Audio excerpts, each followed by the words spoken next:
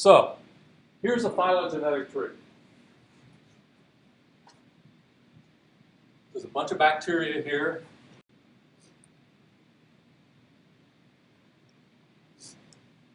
So, here's a phylogenetic tree. There's a bunch of bacteria here, representatives from a wide range of organisms. And here's an outgroup. This is Methanococcus vinaceae. An outgroup is a way of planting a root for a tree. So I know that these are all bacteria. I know this is outside of the bacteria. It's an archaeon. And so that allows me to put a root on this tree. So I look at this. Here's my unknown. Let's say this is a colony I picked off a plate in a microbiology lab. And I generate this tree based on ribosomal sequence or something else. What does this tree tell me about that unknown organism?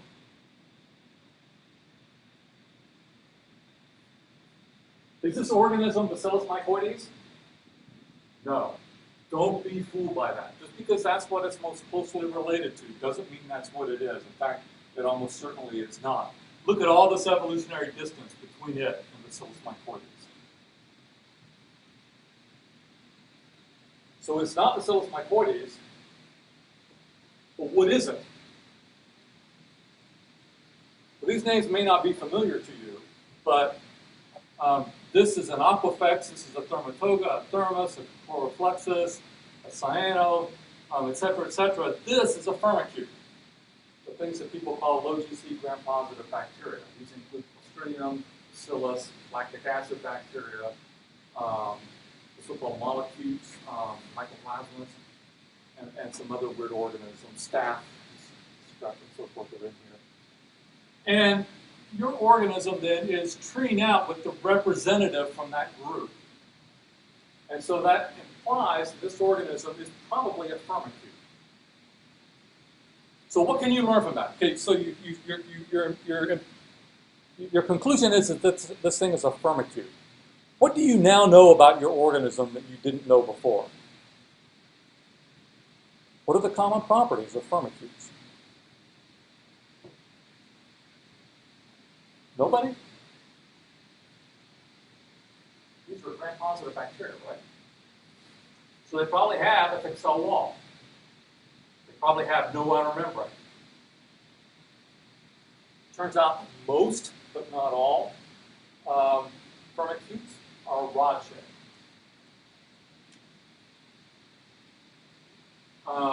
Endospore formation, maybe. A lot of firmicutes form endospores, only firmicutes form endospores, but some do and some don't. And so you might conclude that there's a possibility that it can produce endospores. Almost all firmicutes are heterotrophs, and almost all firmicutes are mesophiles. Firmicutes are common in soil and sediment environments. They are also common symbionts of plants and animals. And so you're looking at a soil sediment symbiont kind of habitat, probably mesophilic, probably heterotrophic, perhaps rod-shaped, might form endospores, and it's going to have what you think of as a more or less traditional gram-positive envelope, probably. That's a lot, right? There are probably some things you can't predict, though. Okay, so you predicted that it's a heterotroph, but there are firmicutes that can grow on all different kinds of carbon sources. Some eat sugar, some eat amino acids, some eat protein, some eat complex polysaccharides, some eat fatty acids. You have no idea. Some are aerobes, some are anaerobes. So you don't know. What are some other ones? Endospore formation, again, some do, some don't. A lot of firmicutes are pathogens, but a lot of firmicutes are not pathogens. So you don't know whether you've got a pathogen or not. All right, so you've looked at this tree and say, aha, I've got a firmicute, maybe I can make a tree with just firmicutes and see at a little finer scale what I've got, right? So you do that, and you end up with this tree. And so here's E. coli, that's the outgroup. E. coli is not a firmicute, it's a proteobacterium. And you've got a bunch of different firmicutes in here. Ruminococcus, here's Clostridium, Streptococcus, Lactobacillus, Staphylococcus, Bacillus, Eubacterium. These should be familiar names. Peptostreptococcus, you probably never heard of Sporomusa. But look at this group up here. Your group is treeing out with some things that all begin with helio. And in particular, you'll notice that if you look at the common ancestor of the genus Heliobacterium, that includes your organism. And so you've just learned that your organism is a species of Heliobacterium, or at least it should if the taxonomy is correct. So now you've learned a lot. You've also learned that some of your predictions are incorrect. Heliobacteria. Have any of you heard of Heliobacteria before? Yeah, it's not surprising. They're pretty obscure creatures. Heliobacteria are the only photosynthetic gram-positive bacteria. And so you've just learned that your organism is photosynthetic, not heterotrophic as you had predicted. You probably would have known this already, because if you got this sequence from a colony, you would have noticed that it's olive green and not white. They're olive green because they contain bacterial chlorophyll G. They use type 1 photosystems, not type 2, which most bacteria use. They're photoheterotrophic. Again, these are all predictions you can now make about your organism, because these are common properties to Heliobacteria, to the genus Heliobacterium. They are photoheterotrophic, meaning that they get their energy from light, but they can't fix carbon. And so they need organic material for growth. They like pyruvate for life, generally speaking. It's anaerobic. All the Heliobacteria are obligate anaerobes. They can fix nitrogen. That's pretty cool. In fact, they live in soil. They typically live in association with plant roots. They're rod-shaped, as you predicted. They have a thick cell wall, but outside of that cell wall, there is a semi-crystalline protein coat called an S layer. We talked about S layers earlier. They lack an outer membrane, but they don't stain that way.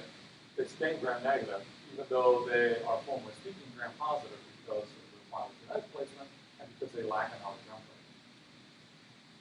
membrane. Most of them can form endospores. If you look in the literature, it's kind of hit or miss with these organisms. It turns out that you have to treat them just right, or perhaps just wrong, in order for them to form endospores. They don't readily form endospores like bacillus does. And these are all, of course, non-pathogenic. It would be pretty odd to have a photosynthetic pathogen, right? Growing on the skin. I don't know.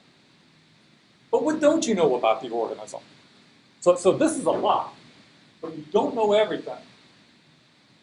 And so you don't know what kind of soil or root habitat it grows in. Different kinds of Heliobacteria live in different kinds of soils. You don't know what's required to make it form endospores, and you don't know what accessory pigments it has. So different kinds of Heliobacteria use different accessory pigments, and that changes their color a little bit. Think of these as like the carotenoids in plants, right, that turn them red and orange and all that kind of stuff. You don't know what kind of carbon sources they can use. All of them can use pyruvate as a carbon source, but some of them can use other things as well. One way to understand what you don't know about it is to look at the things that people use to distinguish those species. And so very often you can find a chart that's got properties that differ amongst different species that allow you to identify an organism. And because those things vary in the genus, those are the things you don't know about your organism.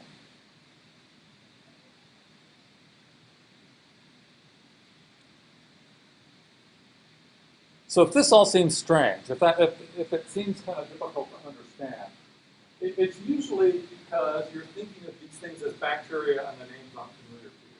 So let's look at this in terms of organisms that are familiar to you. Here's a tree of vertebrates.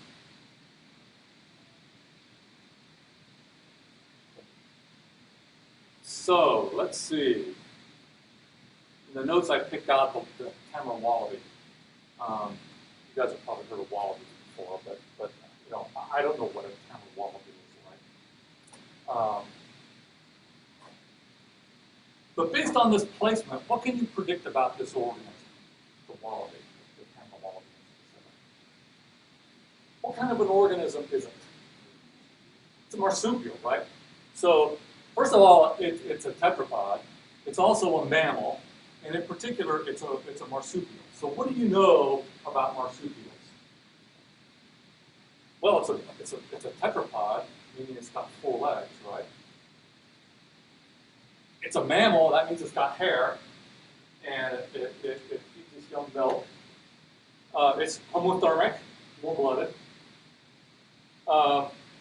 As a marsupial, it probably has a pouch. These are all things you know about the organism based only on its phylogenetic placement.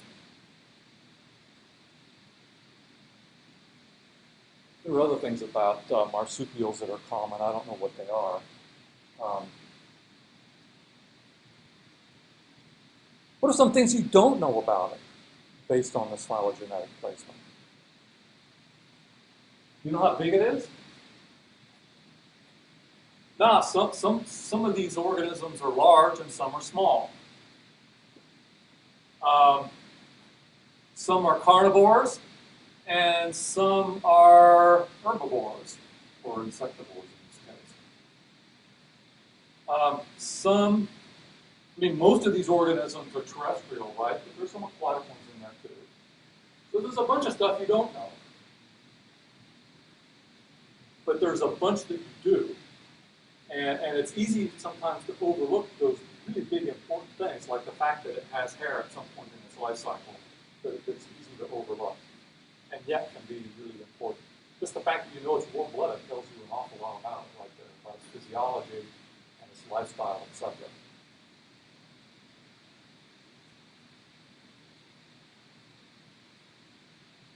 Does that all make sense?